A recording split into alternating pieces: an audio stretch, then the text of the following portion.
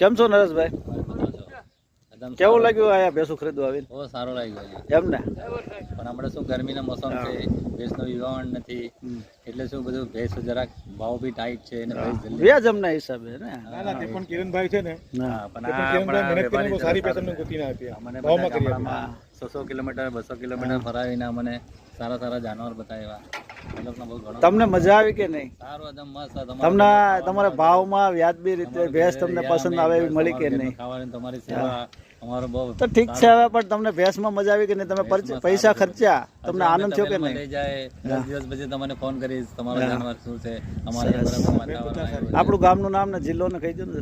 હા, આ તમારો ગામનું નામ ચિત્તલ છે. અમે ચિત્તલમાં આવ્યા. હા હા હા. ચિત્તલમાં અમે સંજાણના છે, ગુજરાતથી આવેલા છે. હા, તાલુકો જિલ્લો તમારો કયો? ઉમરગાંવ છે. હા, અમે અને વલસાડ જિલ્લો ને?